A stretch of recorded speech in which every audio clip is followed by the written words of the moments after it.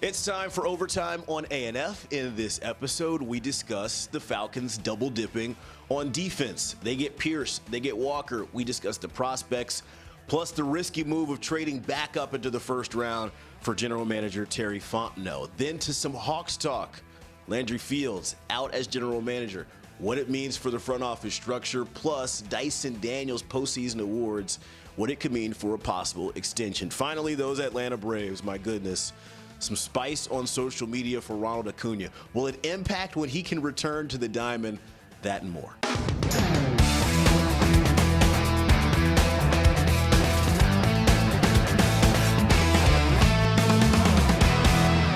Friday, April 25th, 2025, we are starting with the Atlanta Falcons. What a move they made Thursday, first round of the 2025 draft. They double dip on defense, and it starts at 15. Jaylen Walker, the outside linebacker out of the University of Georgia.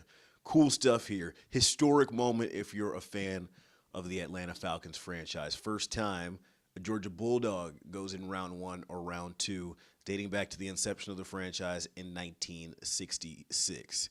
Walker, to me, seems like an easy fit at 15, and I know some were possibly thinking that he would be gone by then. Walker didn't take the bait on that himself. I know he's a North Carolina guy. I know he had some connection to the Panthers in his draft process, but this is really a foundational piece for rebuilding the defense for Atlanta for Jeff Ulbrich, the new defensive coordinator, and Raheem Morris. Jaylen Walker, 6.5 sacks last season, 10.5 tackles for loss, an SEC championship for Georgia, which was won in Mercedes-Benz Stadium, which will now be his home stadium, which will now be the stadium that he gets to play 8 games a year in. And some numbers behind his time in Mercedes-Benz. Played 6 games total. Last 3, 11 tackles, 6.5 for loss, and 4 sacks. That for Jaylen Walker at Mercedes-Benz. And this is a high-character individual. They joke and call him the Prez at UGA because he is well-spoken, has a good head on his shoulders, more than just ball. And those are the guys that are easy to root for. Those are the guys that, beyond just the X's and O's, and I think Jaylen Walker is, despite the questions about his positionality at the next level and, you know, where his scheme fit is, he's an athlete. He's a dog, no pun intended. He's a guy that loves to compete, and you saw that on Saturdays in Athens. Where it gets fun for the Falcons is, trading back in, trading back up, going from out of the first round, done, got Jaylen Walker, got your edge, and double dipping. And that's exactly what they do. They come back in at 26, and they select James Pierce out of Tennessee. Some questions around his coachability, but outside of that, this is a guy that had 17.5 sacks over his 2 seasons at Tennessee. And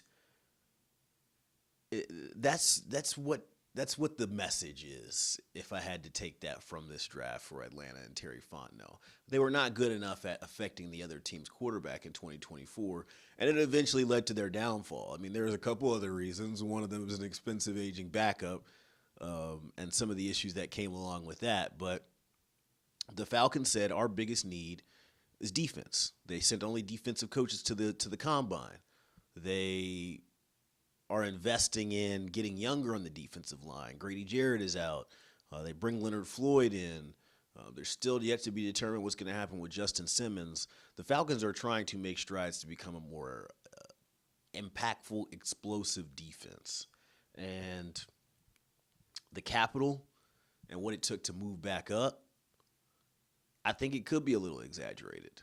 I go with and let me look up the full haul for Atlanta in getting back into the first round and getting James Pierce, but it's essentially a first-round swap. You're trading last year's or next year's first for an opportunity to double dip and take 2 bites of the apple this year. That's exactly what Terry Fontenot did. Traded a 46 second-rounder, 46 overall, second-rounder to be drafted on this Friday. 7th rounder, which, look, man, that ain't expensive. and a first-round pick in 26, which the Falcons are assuming will be in the back half of the first round. They think they're going to be a divisional team. They think they're going to be a team that is competing for a championship. I like it. It's an aggressive move. Terry Fontenot has been known to be an aggressive general manager. He told the media that in the lead up to this draft. His last 3 second rounds, he's moved up. And then the one before that, four drafts ago, he moved back. This is when he likes to make moves. This is when the Falcons make identifying plays on their board. It sounds like they really liked Pierce, and he could have been the guy at 15, but the fact that Jaylen Walker was staring him in the face, they couldn't say no. So I don't hate it. I think it's an aggressive play. I like it. The ways to win in this league is to have good quarterback play and affect the other team's quarterback, and the Falcons hadn't had either for a while. Last 7 seasons, you've been under 500. The Kirk Cousins deal is still looming. This is an aggressive move, and it's one that the Falcons will certainly have, and it's an incomplete right now. We haven't seen the entire class, and that includes UDFA signings. That includes what could potentially happen in the next wave of veteran free agent signings. You know, this is a long offseason, but I do like the aggressive play and the move for the Atlanta Falcons. Let's get some Hawk talk in here quickly. General Manager Landry Fields let go. Almost said Falcons. Hawks finished this past season 40-42. They lose in the play-in for a second straight season. They don't make the playoffs. Landry Fields is let go. Had been with the organization since 2020, in that role since 2022.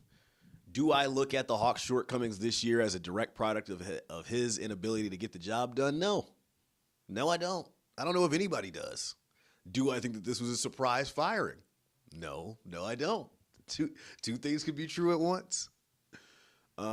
It's clear that Tony Ressler, his family, Hawks ownership, not on the same page with Fields. The team had the first pick. They had the DeJounte Murray deal. There was a trade midway through the year with DeAndre Hunter. Obviously, these things not on the same page. And it's tough when the owner only sends a statement out. You know, they don't want to face the music. They don't want to talk about why they made this decision. You know, they just send the statement out. Thank you for your service. Appreciate it. In that statement also saying, hey, we've elevated assistant GM with no interim title, and we're in searching for president of basketball operations. So there's going to be another cook in the kitchen now, another key decision maker. You know, they're doing that. But it just makes me wonder, where are the Hawks headed? This is a very pivotal offseason. Trae Young could be due a very big extension. Dyson Daniels, who we'll talk about shortly, could be due a very big extension. Where are the Hawks headed? They have 2 first-round picks in this upcoming draft. Still trying to figure out where those are going to be. It's an interesting look for Atlanta, who enters a pivotal offseason coming off of missing the playoffs for the 5th time in the last 8 seasons. But one bright spot, we'll clean it up with this. Dyson Daniels is the runner-up for the 2025 Kia Defensive Player of the Year award. It's the Cavaliers' Evan Mobley who takes that home. Cool, congrats. Draymond was the 3rd finalist. He got the bronze medal. There's no understating that Dyson Daniels and his defensive effort was not expected in this. He was considered, I know a lot of national media considered him just a throw-in, and I don't think I was a ball knower or locked in at that time to say as part of DeJounte Murray deal, oh, but they got back, Dice Spice in the deal. No, this is a credit to his game and what he's done to get better.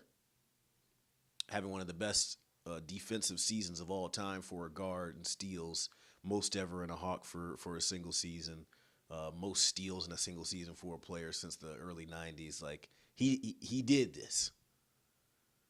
And he's a part of I did it again. I got to come up with something on this show where I take a fine bucket or something like that. But Dyson Daniels is going to be critical to whatever the Hawks got going forward. And whoever's guiding them going forward, we'll have our eyes on that here on ANF Overtime. Finally, some Braves talk. And this one was spicy. Jared Kelenic doesn't get out the box. This is April baseball we're talking about, folks. So, these teams are still trying to figure out who they are, cultural stuff, and that matters too. Jared Kelenic doesn't rush out the box, gets thrown out at second, thought that he got all of it and didn't. Remember, Braves fans, this is something that Ronald Acuna had been doing in 2019 and was punished for. So the fact that Kelenic wasn't punished for it, fast forward to 2025, that didn't make a rehabbing Ronald Acuna feel very welcome. So he takes to social media and says, hey, if that was me, I would have got benched. Benched, B-E-N-C-H-E-D. Benched. I would have been benched.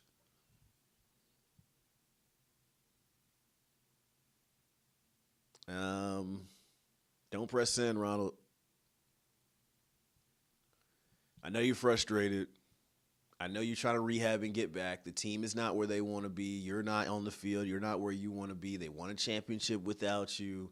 It's clear that things are not on the same page. I didn't like Brian Snitker's answer either when asked about it by the media a day later, saying that he didn't see it, and then they finally addressed it. Just lie. Just lie. That's fine too. This whole thing could have been squashed out, but we threw more fuel on the fire. I want these two sides to come to some sort of terms again, because Ronald, despite what I've seen on social media these last few days talking about him since this interaction on social, he's critical to them winning. He's a star. He's a star. There's a reason why he's a league MVP. He's won an NL MVP award before. There's a reason why he stole 60-plus bags. This guy can do stuff on the diamond that not a lot of people can do. And I can guarantee you in that situation, Snitker said to him, I got to hold you to a higher standard. You're the leader. If they see me letting you get away with it, then they think it's okay for them to get away with it. And it just sets a dangerous precedent. So I hope that through these conversations, the team comes closer together. But right now, it does not help anything putting that out on social media. That's Overtime on ANF for this initial episode. We'll have more as we continue to grow this journey. Appreciate you watching. Like, subscribe, and comment, and we will be back next time.